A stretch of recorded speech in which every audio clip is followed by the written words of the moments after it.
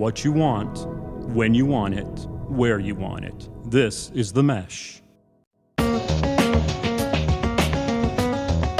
Welcome to the Entrepreneur Exchange on the Mesh Podcast Network, a monthly conversation about startups and small business with ideas, tools, and advice to operate your business more effectively. On today's show, you have a great product or service, but you don't have a big marketing budget. How do you get the word out? Today, we're joined by Mickie Kennedy with eRelease, who will share some low-cost ideas for how you can get your message out by working the media. Plus, we'll share a small business of the month with you that you should be checking out.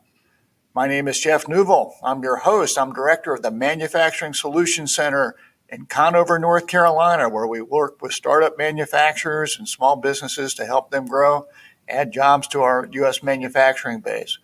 I'm flying solo today. My usual guest host, Gary, is not with us today, but I'm fortunate that we do have with us Mickie Kennedy with eRelease. Mickie, how are you doing today? I'm doing fine. Well, we appreciate you joining the Entrepreneur Exchange. And, my extensive internet research shows me that you're in Baltimore County. You have feuding cats, you enjoy British science fiction, and you have an unhealthy addiction to diet soda. Is all this accurate? It is. I'm sitting here with my diet soda as we speak. Okay. Well, tell us a little bit about eRelease. What is it? When did you get started, and why did you start it? Okay. So I've started eReleases about, it'll be 25 years, October of this year. And I had been working at a telecom research startup as employee number 3. And I had a creative writing background, but that was good enough for them to say, you figure out press releases. And so I did, and I got really good at it. We published a lot of numbers and data that wasn't very sexy, but there was strange little anomalies throughout it. And like there was a Caribbean island that accounted for more telecom traffic between the United States back and forth than like all other Caribbean countries combined. And it was because it was the center for 900 numbers back in the 80s and early 90s. And so I would, bring out those little stories and nuggets and send them out as press releases to the media. And the media really responded well. We were getting Financial Times, The Economist, Washington Post, and it just seemed like so easy.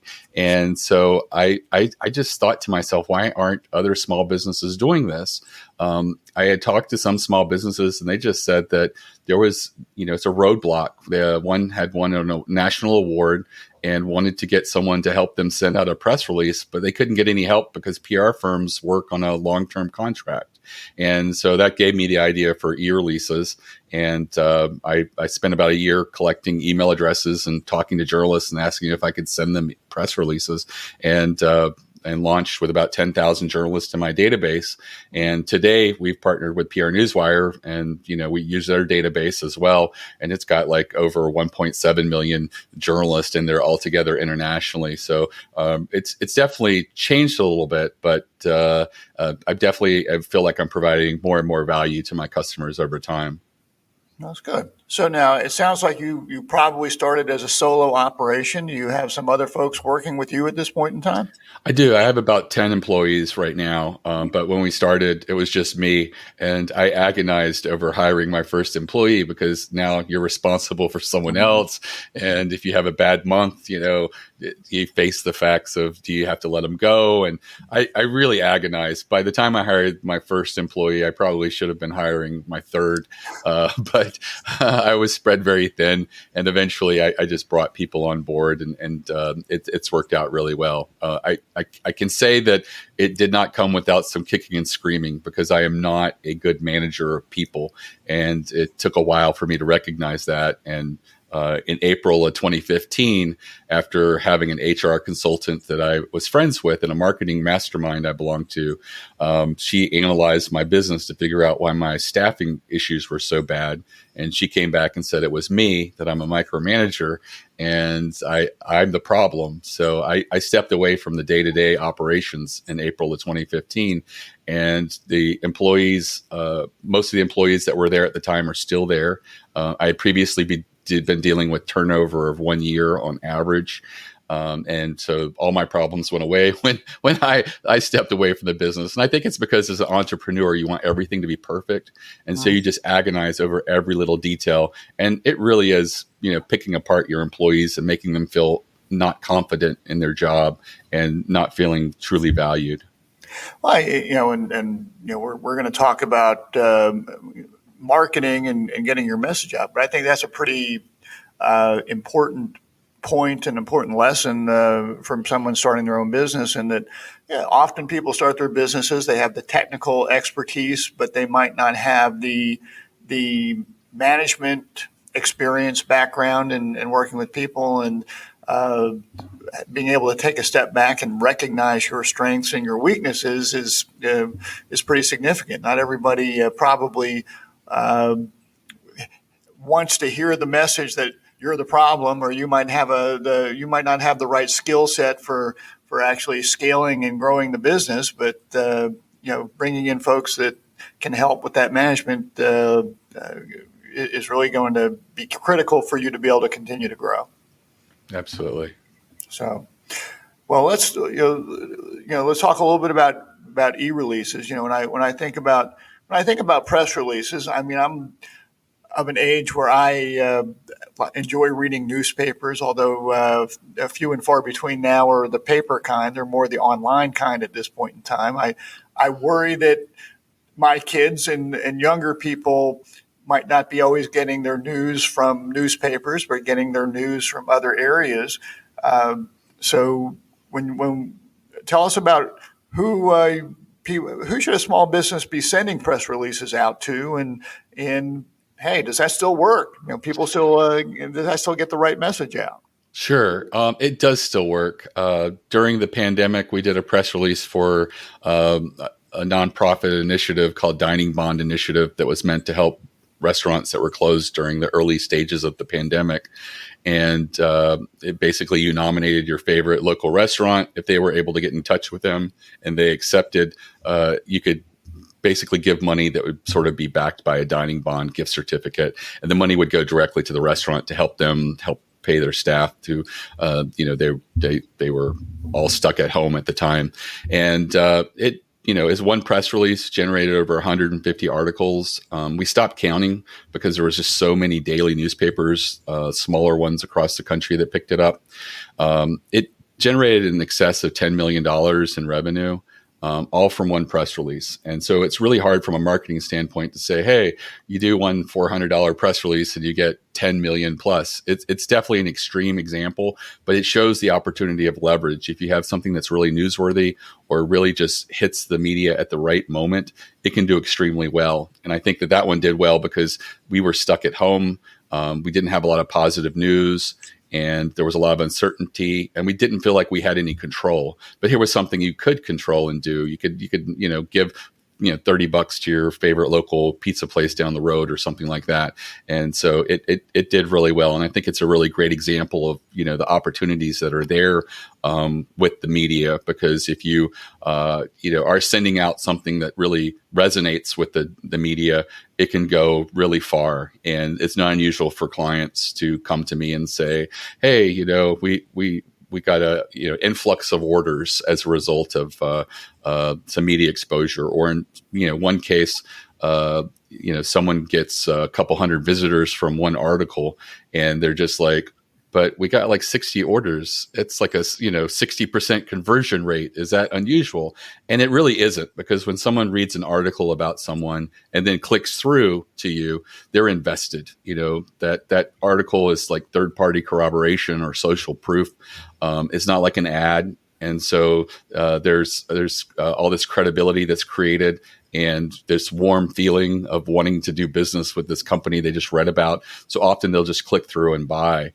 So they're really great customers. And one of the things that you can also do is, when that happens, you can share those articles with your existing customers as well as your leads. There's always people that are going to be on the fence about using you.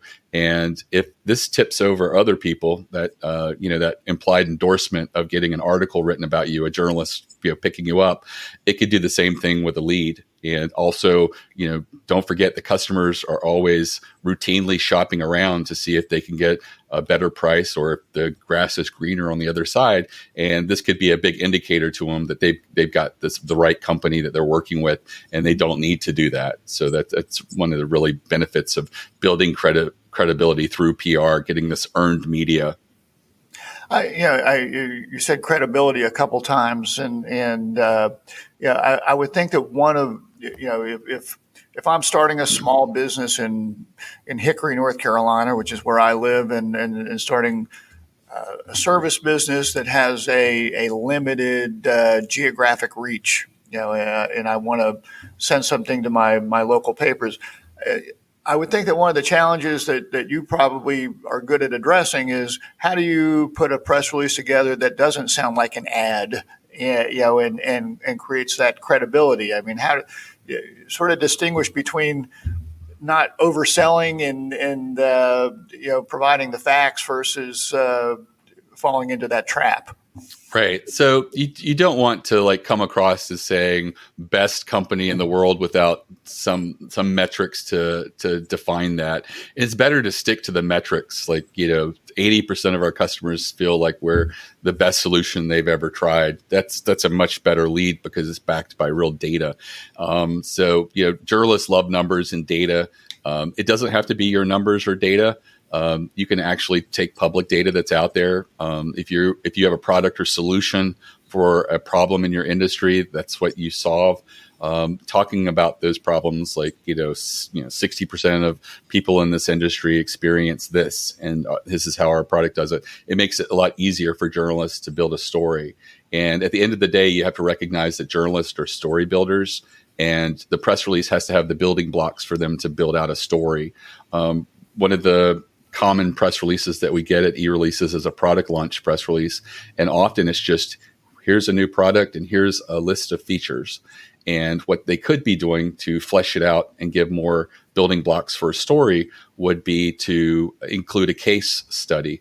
Someone who used the product, tested it out, what their experience was, what was the goals that they achieved, the results, and then get a quote by them. And all of a sudden, that a journalist can build a real good article with that. And so you just have to keep in mind that it's not always about what you want. You want to sell more product, but you also have to fulfill the needs of the journalist who is trying to be a gatekeeper and deciding what's worth sharing with my audience. He or she is very protective of them, and they want to make sure that, what they're releasing is something that would be of interest to them. So you have to make sure you give them those building blocks so they can sort of develop a story. So I would, we see stories, and we can see in our local communities that the newspaper business is struggling, and with reduced advertising, and because of that, there are fewer journalists out there. There at least in the newspaper land, there are fewer staff out there. So, do you find that you're providing the building blocks and foundation for press releases and articles, or are there situations where if you do it right, they're just going to take what you wrote and put it in their publication? So most of the time they will write an article based off the press release. Exceptions include a lot of local daily newspapers are more apt to use what you've written largely because they're busy and it's easier for them to copy and paste, especially if you've written it very third person, almost like a feature article. But all of your larger publications and most of your trade publications are pretty much going to write an article. That being said, because they are doing more and expected to do more articles with less resources, a lot of them are leaning on press releases as a good place to find the next story. And in the U.S., there's really three major news wires. We work with PR Newswire, which is the oldest and largest, and so they generally check those places and look for stories in their industry. And that being said, it is changing. It used to be that the journalist access to these wires was very guarded, and it was only a member of traditional print media. But now online media, bloggers, even influencers, there's many Instagram influencers that have journalist access to the PR Newswire, for example, in the fashion arena, because some of these influencers have more sway and influence than a trade publication. So it is changing. I watch TikToks with a guy that does a snack update every week about new snacks coming out, and he'll often say, according to this press release I picked up, this is a new product that'll be hitting the shelves in the Mid-Atlantic area before it rolls out nationally. And so people are using it that you wouldn't necessarily expect. They aren't the traditional media, but they are a valuable resource because they communicate something that's new and exciting or different, and it's a tool that anybody in all different types of media, including social media, can utilize. So if a small business is saying, "Hey, we want to get the word out, we want to communicate with trade publications, we want to communicate with our local newspapers and whatnot," any advice for them and how they should assemble a press release or articles? What should they be thinking about as they put that information together? I think that the most important part of a press release is what you're announcing. And a lot of people get sort of bent out of shape trying to make it perfectly well written. And to be honest, a mediocre written press release, if it's very newsworthy, will do extremely well. I see a lot of well-written press releases fall flat because they really don't solve that problem of the journalist of how do I develop a story around this. And so, lots of things that you can utilize or do to, bolster a press release would be, having amazing quote in the press release that is so well written and concise and strongly worded that a journalist would be like, I could build the article around that quote. That's such a fantastic quote. Most quotes in press releases are safe. They're written as an afterthought, but they really can save you from a mediocre press release. Other things that you can utilize are, sometimes being a contrarian on an issue.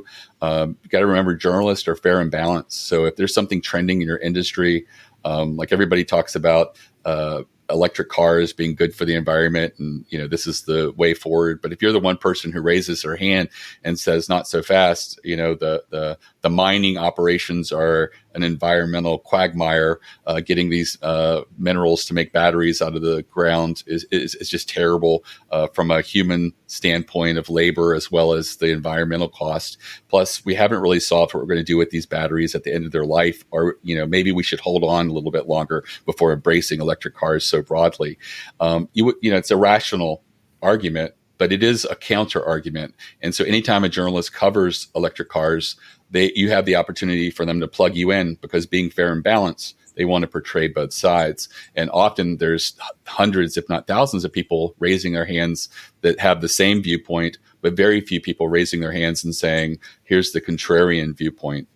You just have to be careful that you don't take a side that would alienate you from your customer base. This podcast is sponsored by Jackson Creative, a custom communication agency located in downtown Hickory, North Carolina, specializing in online content creation. To learn more, visit thejacksoncreative.com. Jackson Creative, we tell your story.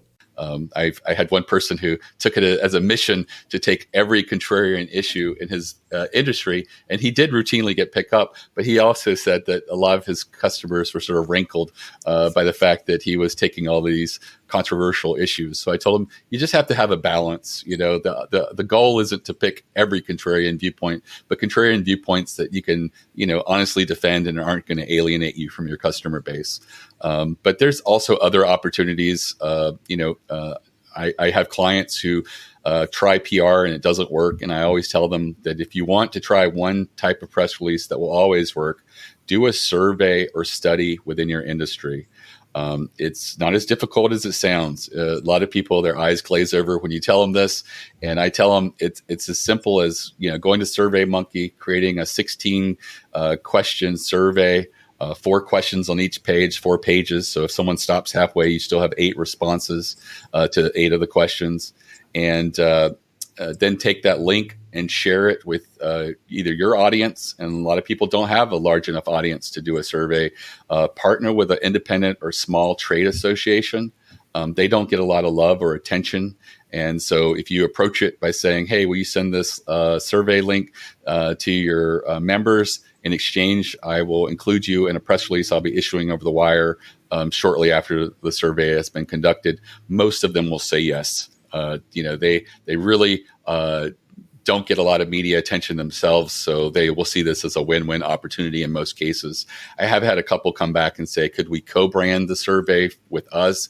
And I don't see that as a downside. It probably gives you a little boost of credibility as well for doing the survey. Probably does take a little bit more of approval because they probably would want to have approval of the press release before it goes out. But I find this works extremely well. If you ask really captivating questions that are timely, like what's going on right now in your industry, and what are the little things that if you were at a conference or a trade show that you would talk to other colleagues, like, have you noticed that everybody, instead of being net 30, is taking 60, 90 days to pay? And they're like, yeah, I have noticed that. That's a big indicator that money could be drying up in your industry. And, those are the types of questions that would probably do well in a survey. And then once the survey's done, you look at it and you figure out what were the big surprising moments in it. Not every question is going to lend itself to being included in the press release. You probably may want to focus on just 3 or 4 and provide the analysis with you, quotes by you, as to why you felt the survey probably skewed a particular way. Like, surprisingly, we found that 75% of people in our industry don't feel good about the future growth and of the industry, and here's the reasons that may be. And then you send that out, and on average, my customers who do this often get between 6 and 14 articles, and these are unique articles written by journalists, and it's really a great way to sort of leverage yourself as an expert and the owner of this data. Yeah, you mentioned the number of articles that published. I mean, is there a way that you track ROI, return on investment, on the work that you do, or just how much activity a single release might generate? Is that just more anecdotal, or is there a good way to track that? There is not a good way to track that. There are ways to track it, but unfortunately, a good clipping service will cost you $2,000 to $3,000 a month. And it's not unusual to write an article and have a monthly magazine pick it up in month 4. So to spend $20,000 for tracking of a $400 press release isn't very effective. But that being said, I recommend doing a Google News search using the date field, the date of when the press release was issued to today. So that will define Google News that's specific to when the press release came out. Also do Google Web, because a lot of media and newspapers and publications have opted out of Google News, but they can't opt out of Google Web. So they'll show up there. Same hack. Search by the date that the release went out to now, and all of these searches are websites or pages that came into existence after that press release, and those are pretty good indicators of places that potentially came from your press release. One of the things that customers do is they will ask people how they found out about them. Some of them are really smart about saying that they got traffic from certain pages and can associate conversions from that using like Google Analytics or other types of tracking and stuff like that. But it is a little more difficult to track with PR because you don't get to use a tracking URL because journalists don't generally recognize that. They'll just use your domain name or a product page or something like that when they do link to you.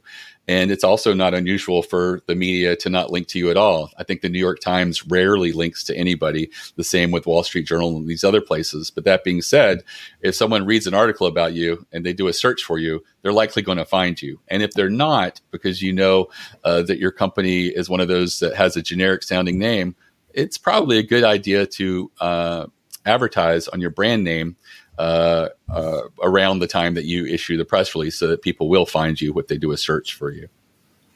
Yeah, you talk about linking back to websites and whatnot. I mean, how do you work with people to connect the press releases to their digital sites or social media? You know, how should that work together?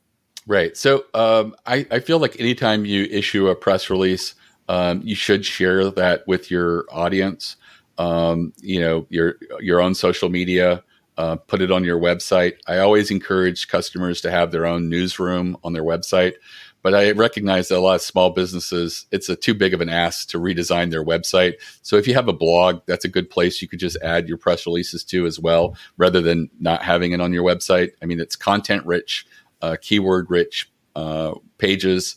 And you're the author of it because it's originating from you. So you won't be dinged for it being duplicate content on the internet for that reason. But it's really a good thing to share. And as you get articles or media pickup, you want to share that on your social media. You want to share that with your customers and your leads. You want to get it out there to as many people as possible. And it works, synergistically, what the same access that you got to new customers and new audiences through those articles, you can also use that to create that same goodwill with your existing leads and customers. I know one of the things that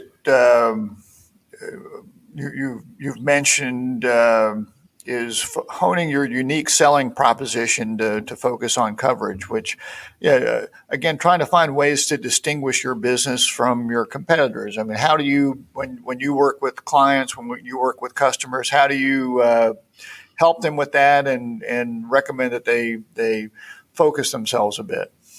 Right. So it's funny when I have the conversation with some of my clients, some of them come back and say, we don't really have a unique selling proposition. We sell product X and there's lots of resellers that sell product X, but we just happen to do it. And I'm just like, well, that's a terrible situation for you. Not a great business model. Yeah. No, because all of a sudden people are only going to compete on price if you're just a commodity.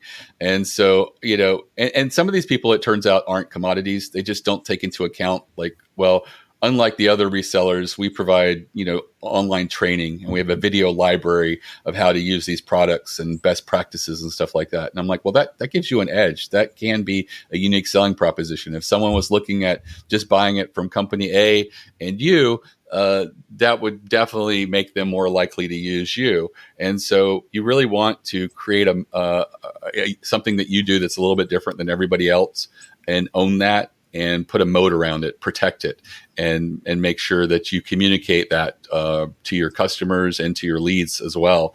I do think that, as far as also owning your story, the media responds very well to, founder stories, how a company came into being, how a product came into being.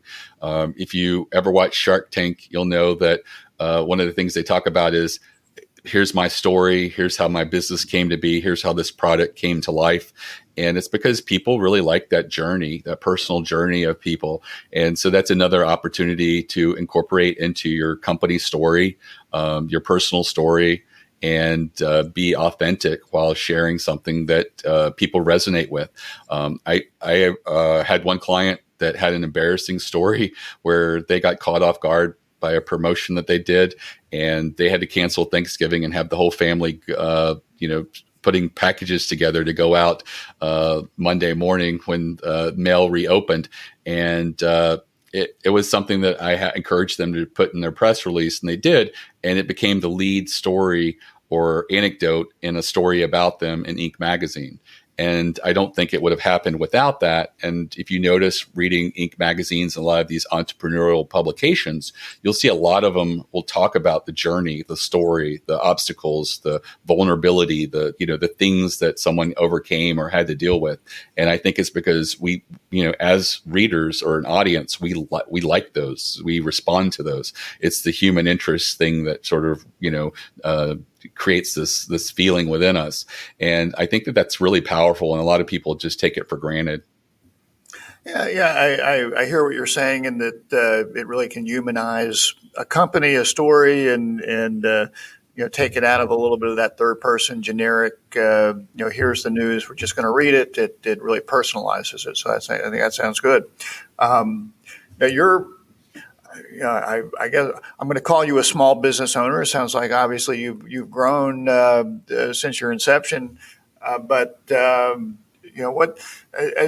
you've had to work through some challenging times for our country, just with the pandemic and everything. Just from a small business owner perspective, what sort of challenges have you faced, and what sort of advice can you give to our listeners in managing a small business? I think for me, I was not from a business background. I came from a creative writing background. And so everything about business was sort of new to me. I found out I did Google Ads, and I would put up an ad, and after like 7 clicks, I'd be like, it's not working. And I just change it. And I was just loose and goose and using my gut instinct, and I was all over the place. And I found a marketing group that I joined, and I started learning stuff like, statistical relevance, that, you can't judge an ad until you've had a certain number of click-throughs and a certain number of conversions before you can really understand if it is a winner or not. And so I started, being more, mathematically inclined and looking at the data. I discovered the concept of A/B split testing, where you have 2 landing pages when there's like one minor difference between the two, and then you pick the winner, and then you keep refining it and getting it better. I started doing that with other aspects of my business that had nothing to do with marketing. We were sending a shock and awe package to new customers, and it was like all this crazy stuff, Baltimore, crab flavored chips, Edgar Allan Poe action figure, just a lot of fun in a box is how I describe it. It was like $60 worth of stuff. And I felt like it was going to make a great impression.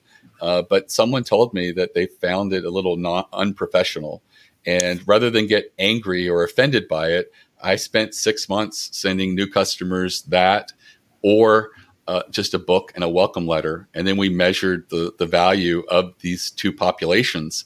And what we found out is after a year, it looked like the people who received the book were the value of them was much higher. And at the 2-year and 3-year mark, it was like 2 to 3 times the amount of value as the other one. So it was true. And rather than be offended, I was just like, I don't know, let's test it.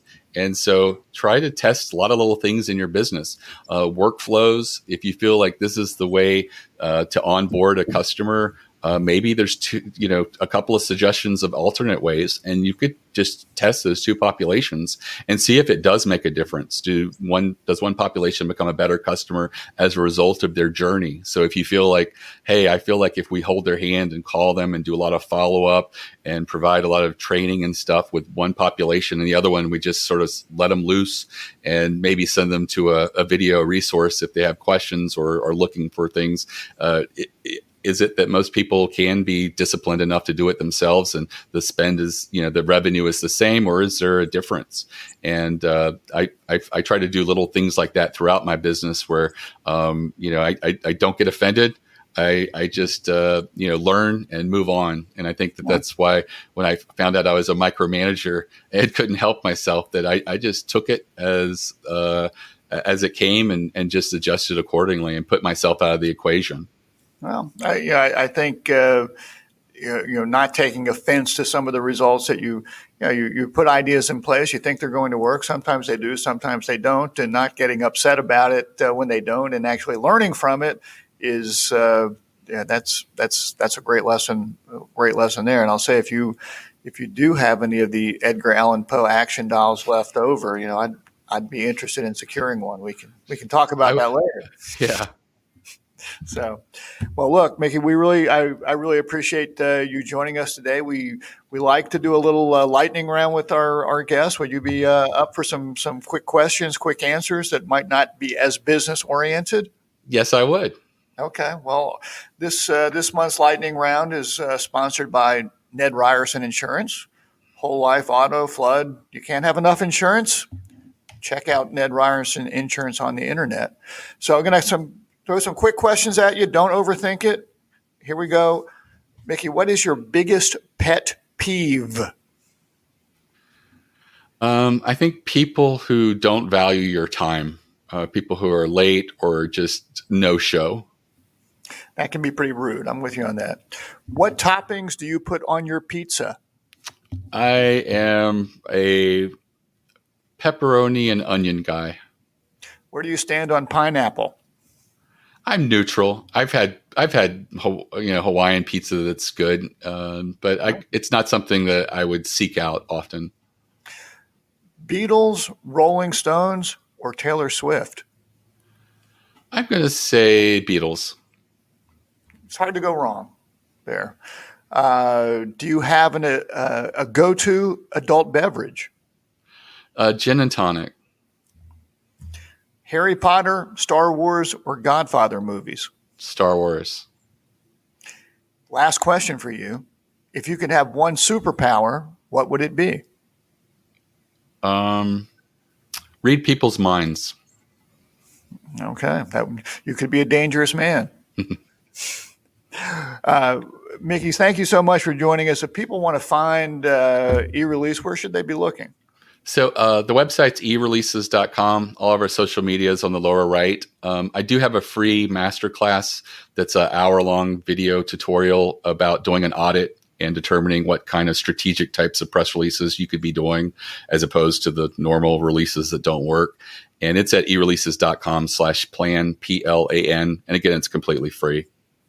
Oh, super. Well, I hope people will be checking that out, and some really good thoughts there, not only on press releases marketing, but just some good thoughts on running your own business there. So, Mickie, appreciate you joining us today. Before we wrap up, I want to give a shout out to a small business that I came across recently. I had a chance to tour their facility. Something that we don't think about that often, or at least I don't think about that often, is shoelaces. And I went to a company that's here in my hometown called Hickory Brands Incorporated, which recently celebrated their 100th anniversary. They started in 1923. They are an innovative manufacturer of all sorts of shoelaces, and they're getting into different types of apparel, but they do everything from fashion, accessories, do athletic laces, military laces, other technical type things. They proudly manufacture in the United States, and they have partnered with numerous global brands, including New Balance, Adidas, Puma, Under Armour. They also do their own brand that they sell at retail. As mentioned, they started in 1923 manufacturing a product called the Old Hickory Shoelace, and they are one of the very few remaining domestic cord webbing shoelace manufacturers. You can check them out at www.hickorybrands.com. So give it a look when you have a chance. If you have a suggestion for our small business of the month, please you can email them to us at eexchange@themesh.tv. If we use your small business of the month, we'll give you one of our prize packs. Can't promise the Edgar Allan Poe action figure. That'd be over the top, man. But anyway, Mickie, thank you again. Appreciate you joining us. We want to thank the Mesh Podcast Network for hosting us. You should go to themesh.tv. You'll see the whole network of brands of shows that we've got out there. So please check that out. And we look forward to talking to you again next month. Take care.